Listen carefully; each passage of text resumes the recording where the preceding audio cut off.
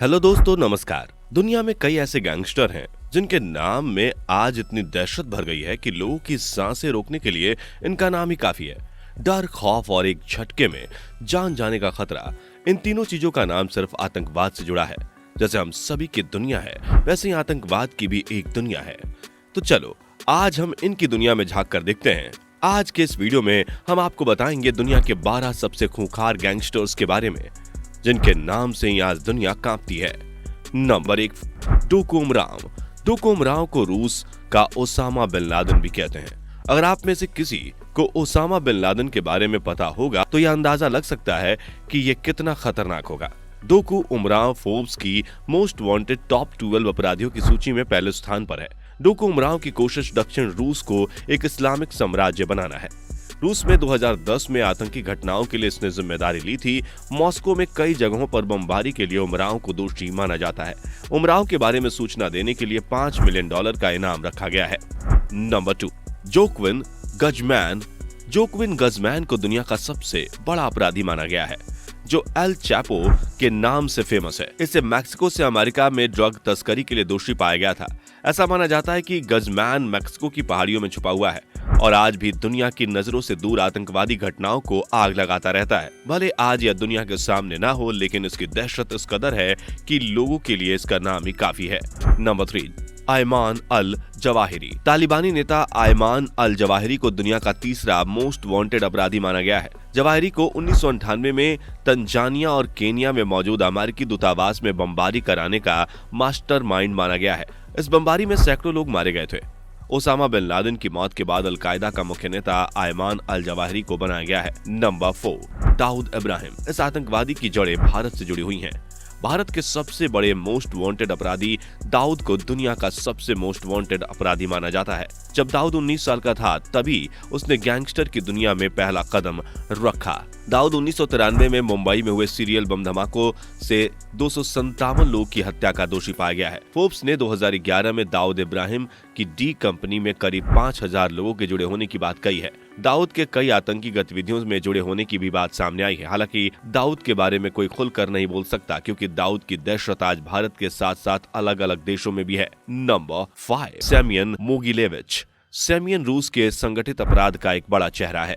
इसे 2008 में टैक्स चोरी के आरोप में गिरफ्तार किया गया था, लेकिन वकीलों की दलीलों की वजह से इन्हें 2009 में छोड़ दिया गया था। सेमियन पर $150 मिलियन के स्टॉक का फ्रॉड करने का भी आरोप है, जिसकी वजह से अमेरिका ने सेमियन पर पाबंदी लगाने की मांग की थी। इसके अलावा सेमियन रूस और अमेरिका में हथियार तस्करी में भी एक सरगना अपराधी है। कहा जाता है कि यह लड़कियों की भी तस्करी करता था, लेकिन इस बात की पूरी तरीके से पुष्टि नहीं की गई है। नंबर 6, नासिर अल वयाहाशी। अमन में स्थित अल-कायदा आतंकवादी संगठन का प्रमुख नेता है। यह ओसामा बिन लादेन का पूर्व सचिव भी रह चुका है। इस पर अमेरिका सहित कई अन्य देशों में आतंकी हमले करने का आरोप है, लेकिन इसके खुलेआम हो रहे अपराधों को भी सरकार साबित नहीं कर पा रही है और इसलिए आज ये इतना बड़ा गैंग बन गया है।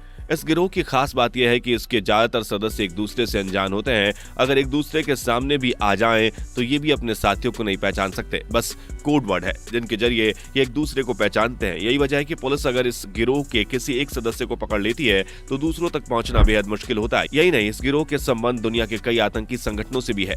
इसके अलावा दुनिया भर में इंसानों की अंगों की तस्करी में भी ये गिरोह सक्रिय है। दुनिया के किसी भी देश में कभी भी किसी की हत्या करना इन अपराधियों के लिए बाएं हाथ का खेल है। Number 7, Matteo Messina Denaro. Denaro को इटली का सबसे बड़ा माफिया माना जाता है। इटली में कई आपराधिक ग्रुप हैं, जिनमें डिनारो को सबका बॉस माना जाता है। डिनारो के कई साथी गिरफ्तार हो चुके हैं। डिनारो काफी चालाक और शातिर अपराधी है। इस कारण पुलिस भी अभी तक उसे गिरफ्तार नहीं कर पाई है। हालांकि पुलिस ने कई सारे सीक्रेट ऑपरेशन इसे पकड़ने के लिए चलाए हैं, लेकिन उन सभी ऑपरेशंस को इसने मिट्टी में मिला दिया और यह खुलेआम घूमता है। नंबर 8, अलीम जहां तोख्ताखुनोव। वास्तविक रूप से उज्बेकिस्तान का रहने वाला, लेकिन यह रूस में बड़े पैमाने पर अपराध करने का दोषी माना गया है।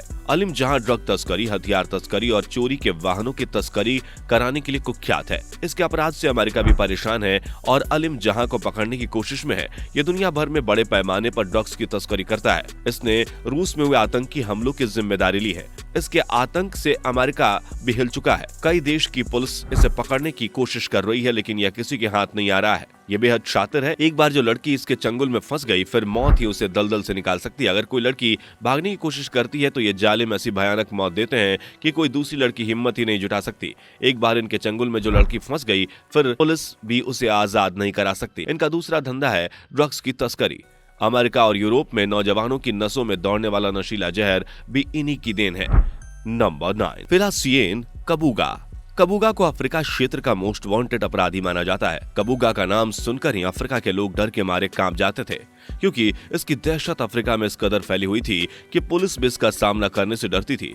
इसे किसी भी आम हत्या या चोरी के आरोप में नहीं, बल्कि कत्लेआम के आरोप में पकड़ा गया था, और यह कत्लेआम 10 या 15 नहीं बल्कि करीब 8 लाख लोगों का था। कबूगा को अफ्रीका में करीब 8 लाख लोगों का नरसंहार का दोषी पाया गया है। कबूगा ने 1994 में एक विशेष जाति रवांडा के लोगों का नरसंहार कराया था। यह नरसंहार काफी खतरनाक था। आप इससे यह पता लगा सकते हैं कि यह कितना ज्यादा खतरनाक अपराधी था। यह अफ्रीका का सबसे बड़ा क्रिमिनल, वहां का मोस्ट वांटेड अपराधी है। नंबर 10, जोसेफ कोनी। जोसेफ लॉर्ड्स रेसिस्टेंट आर्मी का मुखिया है, जिसका युगांडा में खौफ है। जोसेफ ने भी युगांडा सहित कई इलाकों में भीषण नरसंहार कराया था। जोसेफ पर 30,000 बच्चों सहित 60,000 लोगों का अपहरण कर उनकी हत्या, बलात्कार और सेक्स स्लेवरी के लिए दोषी माना गया है। अफ्रीका में स्थित जोसेफ लॉर्ड्स रेसिस्टेंट आर्मी एक आपराधिक संगठन है, जिसका मुखिया जोसेफ कोनी है। इसे युगांडा का सबसे क्रूर अपराधी भी कहा जा सकता है, क्योंकि इसने अपराध की सारी सीमाएं तोड़ दी थी।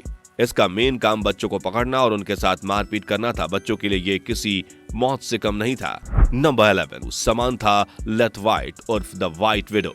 कट्टरपंथी समूह अल शबाब का सदस्य जो कई बम विस्फोटों के लिए जिम्मेदार था। सबसे खतरनाक आतंकवादी में से एक है। समांथा लेथवाइट पहली बार 2005 में सुर्खियों में आई, जब आतंकवादी आत्मघाती बम हमलों के पीछे आतंकी हमलावर सोमालिया स्थित कट्टरपंथी इस्लामिक आतंकवादी समूह अल शबाब के सदस्यों के रूप में और फिर केन्या में बम बनाने की साजिश रचने के लिए अन्य रहस्यमय लोगों के अलावा पहचाना गया। डेली मेल के एक रिपोर्ट के अनुसार वह चाहती है कि उसके बच्चे भी आतंकवाद की विरासत को निभाए। नंबर 12, फूलन देवी और बैंडिट क्वीन। यह ऐसा नाम है जिससे आज भी पूरा भारत कांपता है। फूलन देवी ने हत्या, आगजनी और अपहरण सहित कई अपराध किए।